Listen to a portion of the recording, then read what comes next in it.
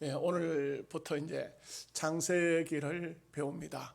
이 창세기는 우리가 성경에 처음으로 딱 적히면 나오는 말씀이 창세기고 1장 1절은 태초에 하나님이 천지를 창조하시니라 이렇게 시작이 되는데 참으로 귀중한 말씀이 아닐 수가 없습니다. 이 세상의 모든 역사 속에는 소위 신화가 등장을 합니다. 그래서 신화적인 얘기를 많이 하죠. 왜냐하면 그것은 어떤 사람들로 하여금 설명을 해서 동의를 구하기 위해서인데 하나님 말씀은 그러지를 않아요. 하나님 말씀은 선포입니다. 하나님이 천지를 창조하셨다 이렇게 시작하는 겁니다. 참 신기한 것은 창세기가 이게 누가 썼습니까? 우리는 모세 오경이라고 이렇게 말하면 창세기, 출애굽기, 레위기, 민수기, 신명기, 모세 오경이라는 것은 모세가 썼다는 것이거든요. 그런데 모세는 어디에서 등장합니까? 출애굽기에서 등장합니다. 그런데 어떻게 이 창조의 역사를 기록을 했을까? 여기에 대한 얘기가 구구한 말들이 학자들 사이에 많습니다. 여기에는 많은 사람들이 추측일 뿐이지 어떤 확실한 것은 아니지만 모세가 이스라엘 백성들, 히브리 백성들에게서 내려오는 구전을 통한 어떤 말들 또는 어떤 작은 문서들 이런 것들을 편집하고 거기에서 또 성령의 영감을 얻어서 창세기를 기록했을 것이다. 이렇게 또 말을 하기도 합니다. 그런데 창세기는요 한 민족의 역사 얘기가 아니에요. 이것은 세계 민족의 역사 이야기일 것이고 또 창세기는 하나님의 창조의 역사가 기록이 되어져 있지 않습니까? 이 한마디로 말하면 창세기는 어마어마한 책이라고 할 수가 있습니다. 여러분, 이 세상에 수많은 책이 있지만 수많은 역사가들이 써놓은 글들이 있지만 하나님이 천지를 창조하셨다는 것처럼 명확하게 창조에 대한 말을 하는 책들이 없어요. 없습니다. 이 세상이 어떻게 만들어지느냐, 진화론자들은 별별 이야기를 다 하지 않습니까? 근데 진화론을 하는 사람들이, 여러분들도 학교에서 진화론 배웠죠. 진화론의 이야기를 들으면 너무 황당한 겁니다. 황당한 거예요. 그냥 그게 누구한테 통하겠습니까?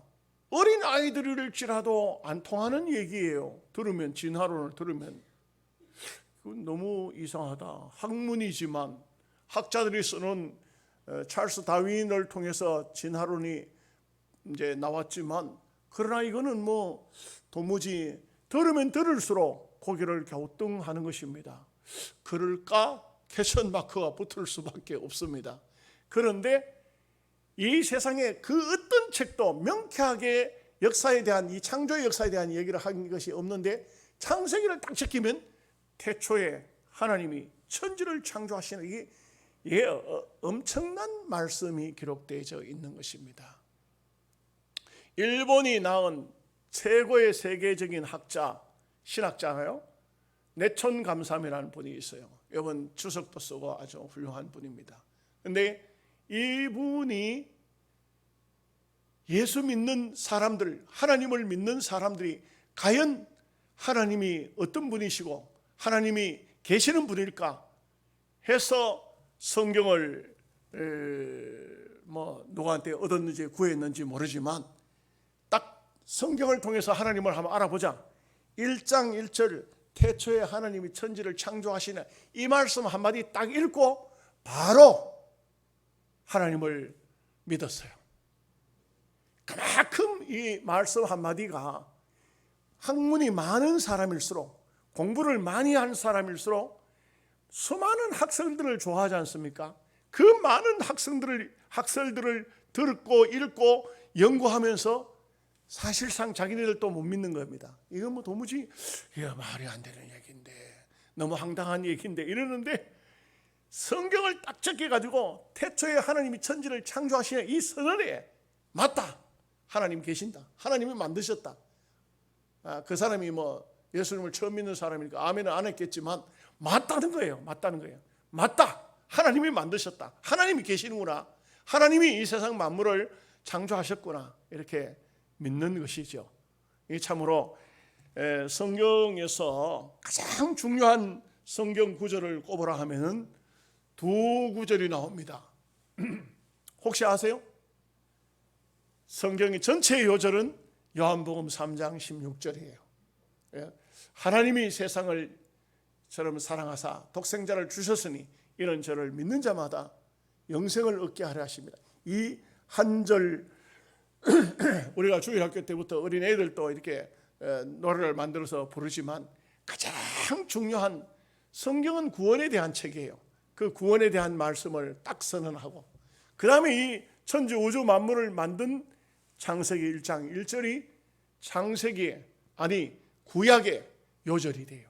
그래서 신약의 요한복음 3장 16절, 구약의 창세기 1장 1절 이 두 절 말씀은 우리가 반드시 중요한 말씀으로 우리는 기억을 해야 합니다.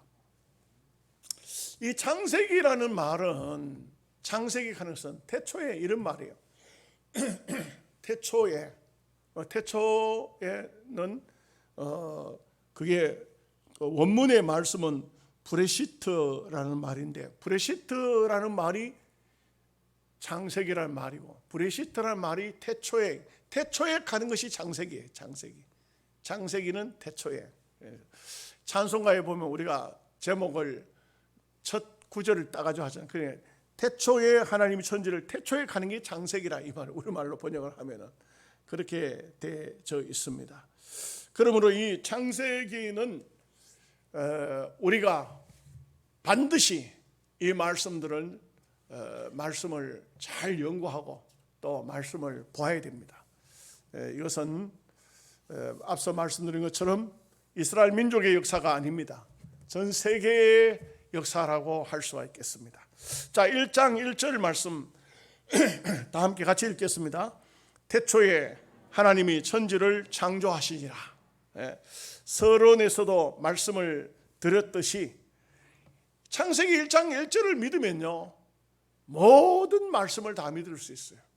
하나님이 천지를 창조하셨다 그러면요 그 다음에는 동정의 탄생도 믿을 수 있고 예수님의 부활도 믿을 수 있고 다시 오신다는 예수님도 얼마든지 믿을 수 있습니다. 그래서 그렇기 때문에 어쩌면은 성경을 가장 먼저 여는 문이 바로 창세기라 이렇게 할 수가 있습니다. 그런데 여기 중요한 게 단어가 있어요. 태초에 하나님이 할 때 하나님을 우리는 그냥 하나님 했지만 원문에는 엘로힘 이렇게 말했어요. 엘로힘이라는 말은 여러분 단수의 하나님이 아니에요.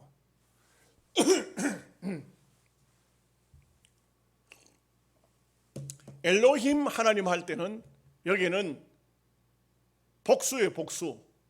다시 말하면 하나님들이에요. 이게 말이 됩니까? 그런데 우리는 이제 그걸 이해를 하지 않습니까? 성부와 성자와 성령 하나님, 엘로힘 하나님은 천지와 우주 만물을 만드신 것은 성부 하나님만 했을 것만 그냥 주럽게 나온 대로 여호와 하나님이죠. 여호와가 천지를 창조하셨다 이렇게 하는데 그렇게 아니고 엘로힘 하나님이 천지를 창조하셨다 이렇게 말씀하는 것입니다. 성경을 요한복음 1장 10절 말씀을 보면 예수님에 대한 말씀인데요. 이렇게 말씀하죠. 그가 세상에 계셨으며 세상은 그로 말미암아 지은 바 되었으되.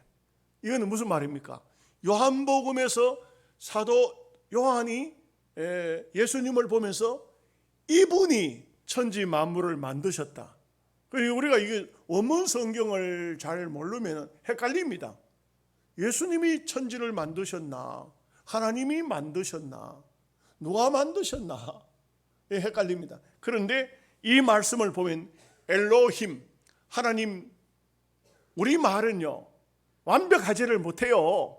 원래 하나님들이라는 말 사용하면 안 됩니다. 여러분 그렇게 아셔야 됩니다. 그냥 제가 할 말이 없으니까, 다른 말로 표현할 수가 없으니까 그럽니다만, 성부, 성자, 성령 하나님이 천지를 창조하셨대요. 하나님들. 이게 그러면서도 복수를 사용하지만 사실은 한 하나님이잖아요.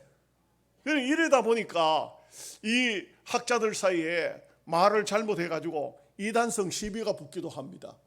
그렇기 때문에 이게 성경은 매우 중요합니다. 이 언어 자체가 구분 자체를 해야 됩니다. 그래서 예수님이 그분이 이 세상 만물을 지으셨다. 그러면 거기에 대한 또 이렇게 말씀하고 18절에 보면은 요한복음 1장 18절, 우리가 한번 성경을 빨리 찾는 분은 찾아보시면 좋겠습니다. 18절에 보면은 본래 하나님을 본 사람이 없으되 아버지 품속에 있는 독생하신 하나님이 나타내셨느니라.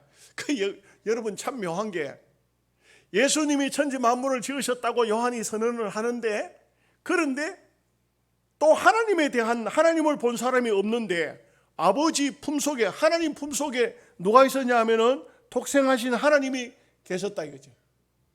예수님이 계셨다는 거예요. 여러분, 이렇게 사도 요한 같은 경우는 예수님을 직접 따르면서 예수님을 통해서 복음을 받았고, 예수님을 통해서 수많은 기적과 이적과 표적을 보았고 말씀을 들었습니다만, 그러나 참 놀랍고 신비한 것은 이 사도 요한 같은 경우는 신학을 누가 정리한 건 아니지만, 고기 잡던 어부 출신이지만 이렇게 영적으로 깊은 세계를 보고 있어요. 예수님이 하나님 품 안에 계셨다는 거예요. 이거 어떻게 설명할까요? 박유진 집사님 안에 호리가 들어있었대. 비유가 될라나? 이건 뭐, 우리 하나님이 결국은 천지 만물을 지으셨는데 예수님도 함께 지었다. 성령님도 함께 계셨다. 그런데 그 예수님은 바로 하나님 품 안에 계셨다. 하나님 속에 예수 그리스도가 있었다. 뭐 이해를 하든 뭐 하든 넘어가겠습니다. 2절 말씀을 다 함께 같이 보겠습니다. 땅이 혼돈하고 공허하며 흑암이 깊음 위에 있고 하나님의 영은 수면 위에 운행하시니라. 여러분, 여기도 참 이 창세기 1장 1절에요. 1장 1절만 해도 사실상 학자들이 하는 뭐 수많은 얘기들을, 그 얘기를 좀 나누고 여러분과 함께 그것도 따져보고 계산하고 하면 이거요, 며칠 해야 돼, 몇 시간 해야 돼. 그런데 창세기 1장 2절은 더 복잡해요. 더 복잡해요. 여기에 대한 학자들의 얘기는 여러분들이 다 할 수가 없어요. 학자들 중에는 창세기 1장 2절을 가지고서 천지 만물을 하나님께서 지으셨는데 제1창조와 제2창조로 또 나누어요. 여기 창세기 1장에 나오는 천지 창조는 그 전에 천지 창조를, 여기에 그 창세기 1장 1절에 태초에 인간 세계의 태초인데, 그러면 요한복음 1장에 보면 태초에 말씀이 계시다 했잖아, 그죠? 좀 뭐 그런 척이라도 좀 해보세요. 태초에 말씀이 계시네 했는데 그 태초는 여기 창세기 1장 1절의 태초보다 훨씬 앞에 있었다 이거예요. 그러면 그때는 하나님이 아무것도 만드신 게 없느냐? 그때도 하나님이 뭔가를 만드셨는데 이 땅을 이미 만들어 놓으셨다. 이것은 뭐 성경이 그렇게 말씀한 것이 아니지만 학자들의 추측이에요. 학자들 추측이 뭐냐면 이미 땅이 있었다는 거예요. 지구가 있었다는 겁니다. 그런데 이제 일반 세상 학자들은 그렇게 말하죠. 땅 속에서 뭔가 하나를 끄잡아냈습니다. 번쩍번쩍하는 빛나는 강물을 하나 꺼냈습니다. 그리고 이것을 연구하고 분석했더니 6천억 년 됐다, 뭐 이렇게 말합니다. 창세기서부터 인간 세상은 구약 4천년, 신약 2천년, 6천년밖에 안 돼요. 이해가 되십니까? 그런데 왜 땅속에서 나온 어떤 강물은 뭔가 연구를 하고 조사를 해본 이 세상의 지질학자들, 강물학자들은 이 뭐 6억 년 됐니 6천 년 됐니 몇 수십억 년이 됐다고 이렇게 말하느냐 이거죠. 그래서 이 세상은 원래가 하나님께서 만들어 놓으셨는데, 이 뒤에 나옵니다만 또 말씀들이 또 좀 복잡합니다. 하나님이 세상을 잘 만들어 놓으셨는데, 그런데 하나님의 세계에서 반란자가 생겼잖아요. 누굽니까? 루시퍼잖아요. 루시퍼. 이사야에 보면은 계명성 루시퍼가 떨어지는 얘기 나와요. 그 루시퍼가 천사인데, 원래가 천사인데 타락됐다 이게요. 하나님을 배신한 것이죠. 배신해서 이 루시퍼가 어디로 왔느냐 하면은 이 지상으로 왔다는 거죠. 하나님 지으신 세계로 왔다는 거죠. 그러면 마귀의 세계가 어떠냐 하면은, 마귀의 세계가 사실은 마귀가 들어오면 어느 장소든지 들어오면 혼돈하고 공허하고 흑암이 있도록 돼 있어요. 사람의 마음에도 마귀가 딱 들어오면 빛을 못 봐요. 어두움 세계를, 어두움에서 탈피하지를 못해요. 그리고 마음이 막 혼돈하다는 거, 어떤 걸 혼돈합니까? 예? 이게 뭐 비유가 될런지 모르겠는데요. 저기 우리 요양원에 강아지 를 키우는데 겨울에 춥겠다 싶어가지고, 제가 보니까 이거 뭡니까 그 쓰레기 버리는 장소 있잖아요, 그죠? 그러니까 침대가 하나 있어요. 침대가 쓸만해. 그래가지고 야, 이거 강아지 집에 갖다 놓으면 이놈들이 여기 위에서 잠을 자고 침대 위에서 푸근하게 좀 쉬면 좋겠다 싶어가지고 그걸 차에다 싣고 요양원까지 올라가서 계집을 열고 놓고 그 위에다 눕혀놓고, 야들아 너희들은 복 받았다. 이 침대 위에서 잠을 자거라. 그러면 겨울 추위도 없고 참 좋을 것이다 하고 내려왔는데, 그 다음날 가니까 세상에 그 두 마리가, 개 두 마리가 이 침대를 이빨로 다 물어뜯었어요. 다 물어뜯었는데 이게 막 그 안에 침대 속에 그 솜털 같은 거 있잖아요. 그게 바깥으로 나와 바람이 불어가지고 온 세상이 허여졌어. 온 세상이 막 이게 아유, 내가 가서 보고 기절할 뻔해서 생각이 딱 떠오르는 게 뭐냐면 혼돈하게 됐대. 혼돈하게. 하나님이 지으신 세계에서 하늘에 있던 천사가 타락해서 마귀가 돼 루시퍼가 계명성이 돼가지고 떨어졌는데, 땅으로 와가지고는 하나님이 지으신 세계를 이 사탄이가 자기하고 똑같은 세상으로 만들어 놔버렸다 이게요. 혼돈한 세상으로 만들어 놔버렸다. 그래서 하나님께서 이 땅이 혼돈하고 공허하고 흑암이 깊음 위에 있는 이곳에 하나님의 신이 내려오셔서 이것을 이제 정리하고 교통을 이제 질서를 잡기 위해서 그 다음에 빛이 있어라 했잖아요. 빛이 딱 들어오면서 하나님이 신이 운행하시면서 사탄은 어디로 갔습니까? 어디로 갔을 것 같아요? 갈 곳이 없잖아요, 사탄이. 그래서 저 하늘 공중으로 가서 공중 권세를 누가 잡았다고 말하죠? 마귀.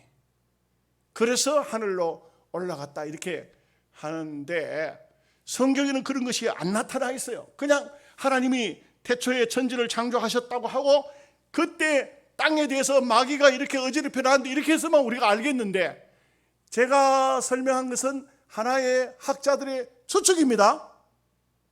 그런데 땅이 혼돈하고 공허하고 흑암이 깊음 위에 있고 하나님의 영은 수면 위에 운행을 하고 계셨다. 그러면서 이제 드디어 마귀를 쫓아내니까 하나님의 마치 수면 위에 운행하셨다는 것은 학자들이 또 표현하기를 병아리를 날개 아래 모은 것처럼 이 지상의 세계를 하나님께서 이렇게 품으셨다, 이런 뜻이에요. 아멘이 되십니까? 좀 이해가 되십니까? 그럼 여러분들이 이걸 그냥 성경을 읽으면 도대체 땅이 어디서 생겨났고 혼돈하고 공허함이 흑암이 깊음 위에 있다, 이 말이 무슨 말인지 이제 그 어떤 학자들이 하는 얘기는 하나님 말씀은 아닙니다. 하나의 이럴 것이다 하는 추측이죠. 그죠? 그렇죠? 그런데 이제 그 추측이지만 우리가 이치적으로는 받아들이기 쉽잖아요. 맞습니까? 맞는지 틀린지 대답을 그렇게 이렇게 된 다음에 그 다음에 이제 3절 4절 말씀 3절 말씀을 보십시다. 같이 읽어보겠습니다. 하나님이 이르시되 빛이 있으라 하시니 빛이 있었고. 그러니까 이 모든 창조의 세계나 하나님의 역사 속에는 다 빛이 따라다녀요. 빛이 있어야 되는 겁니다. 여러분, 사탄은요 빛 속에 살지를 못해요. 마귀가 있는 장소는 다 어두워요. 여러분, 사람이 귀신 들린 사람 있죠? 귀신 들린 사람은 딱 얼굴을 보면은 바로 저 사람은 귀신에 사로잡혔다 알아요. 아는 게 뭐냐면 병들어서 얼굴이 검어진 사람, 간이 나쁘다든지 신장이 안 좋다든지 얼굴이 검어진 사람하고 사탄이 들어가서 얼굴이 검어진 사람은 달라요. 저는 그 사탄에 사로잡힌 사람들을 많이 봤거든요. 어쩌다가 보니까 그런 사람들을 제게로 많이 데려와서 사람들이 데려와서 기도, 그 젊은 때인데 나이도 얼마 안 될 때인데 하나님께서 제게 그런 은혜를 주셨어요. 기도하면 귀신이 나가는 겁니다. 귀신이 나가는데, 그런데 제가 사람을 딱 보죠. 누군가가 누구를 데리고 딱 오는데 보면은 얼굴을 보면은 아이고 저 귀신 들렸구나. 대문에 알아요. 여러분, 그 제가 산에 가서 이제 약초 같은 걸 캐가지고 내려오는데 어디입니까? 오리 있잖아요, 그죠? 오리에서 나오는데 차가 봉고차가 한 대가 쑥 들어오더니만 뭐라고 하냐면 여기로 들어가면 1월산으로 갑니까?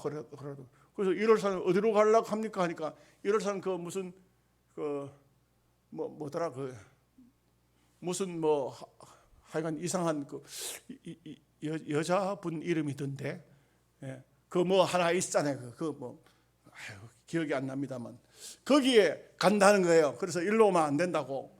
그래 나가서 다시 저 위로 해가지고 용화로 해가지고 그래 올라가야 되니까 그쪽으로 가라고 그 얘기를 해주는데 창문을 이렇게 여니까 버스 봉고차 안에 뒤에 여자분이 한 분이 들어앉아 있는데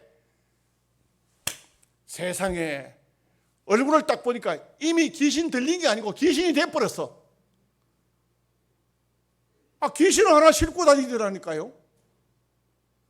머리카락이 이만큼 여자분인데 근데 얼굴 자체가 완전히 귀신 돼버렸어. 영양에는 그런 사람이 잘 없어요. 여러분들은 못 봤을 거예요. 저는 보고 아이고 귀신을 하나 싣고 다니는구나. 여러분, 놀라운 것은요, 예수님을 잘 믿죠. 마음속에 은혜가 있고 기쁨이 있죠.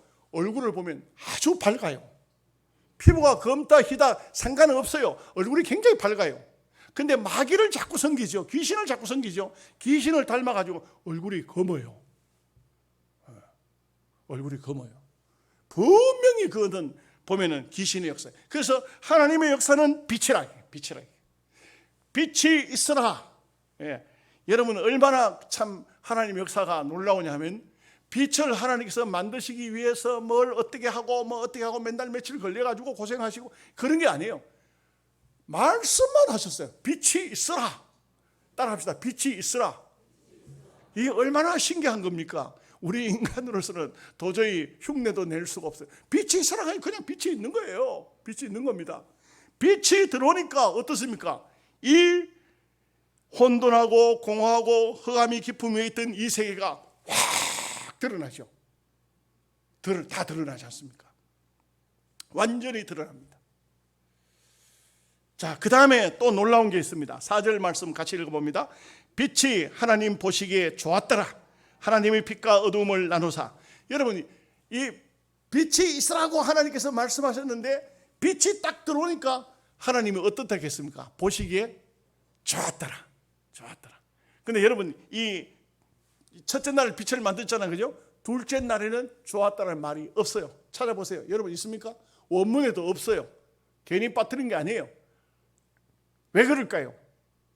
궁창 하늘을 지으시고 왜 저렇게 아름다운 하늘을 지어 놓으시고 하나님이 하늘을 지으시고 좋았더라 이런 말씀을 안 하셨을까요? 그곳에는 뭐가? 땅에서 쫓겨난 마귀가, 성경에는 기록은 안 돼 있어요. 학자들이 그냥 이렇게 상상력을 동원해 가지고 왜 하나님께서 천지 우주 만물을 지으시면서 다 좋았다라 하는데 저 궁창 하늘을 지으시고는, 저 푸른 하늘을 지으시고는 좋았다는 말을 안 했을까? 그것은 사탄이가, 마귀가 이 세상에 혼돈스럽게 해놨던 이 마귀가, 하나님이 천지 창조를 시작하실 때 마귀가 쫓겨나니까 갈 곳이 없잖아요. 하늘 위에는, 해본 하늘에는 못 올라가요. 그러니까 퍼머넌트 하늘에, 그곳에 우리가 보이는, 눈으로 시각적으로 보는 데는 스카이예요. 스카이 하늘인데, 스카이 하늘 위에 또 공중이라는 것이 있어요. 그게 퍼머넌트예요. 그 퍼머넌트에 사탄이가 들어갔다 이 말이에요. 그러니 하나님께서는 좋았다는 말씀을 안 하셨다 이 말이에요.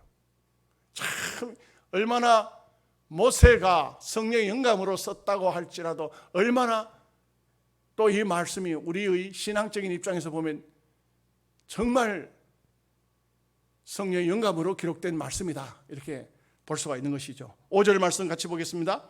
하나님이 빛을 낮이라 부르시고 어둠을 밤이라 부르시니라.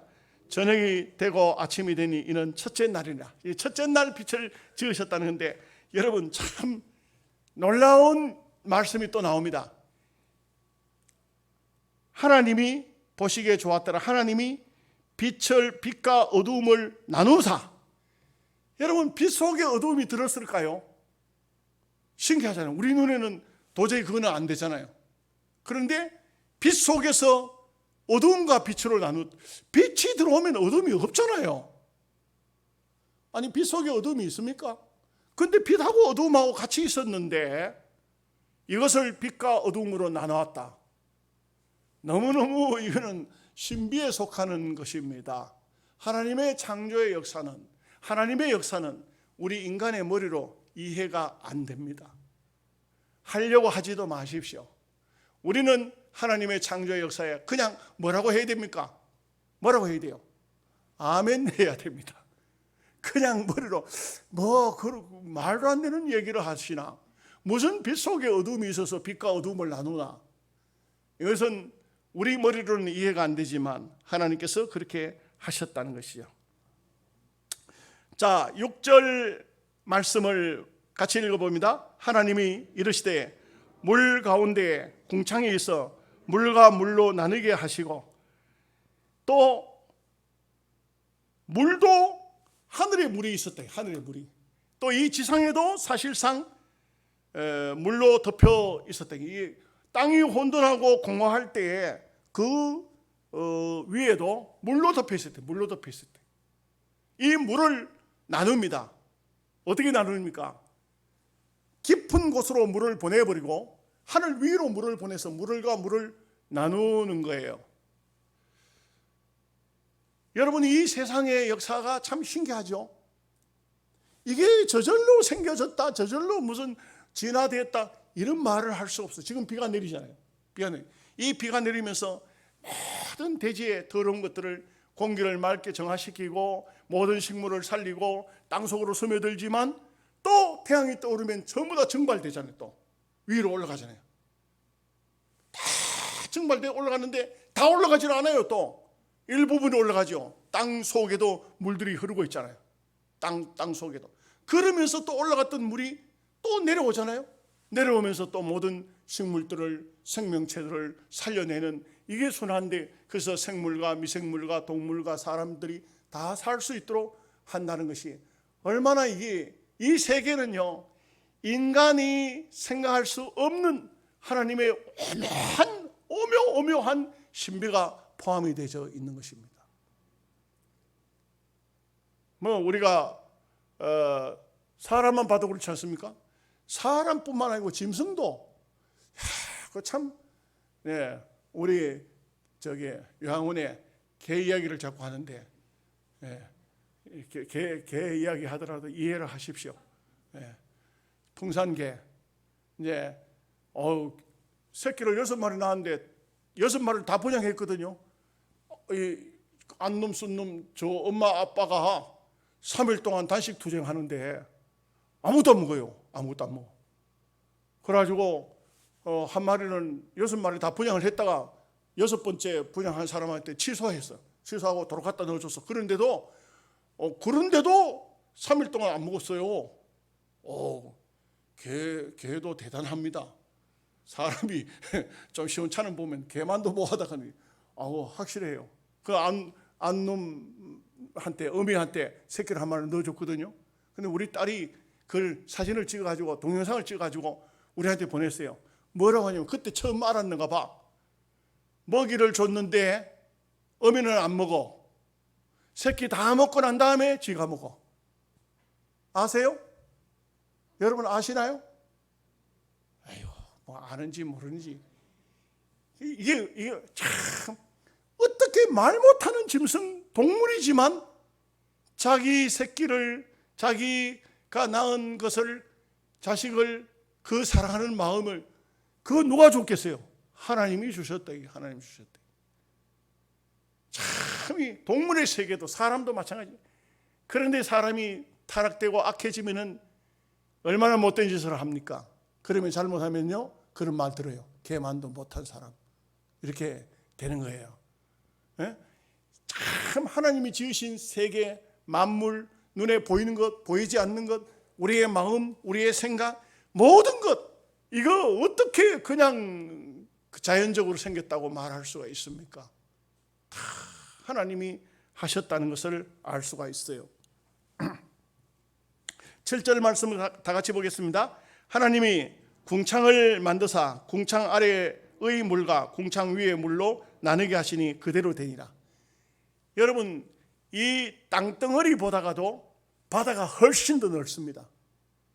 이 물로 전부 덮여 있었던 것을 지구를 저 우주에서 보면 파랗다가잖아요. 물 때문에 그래요.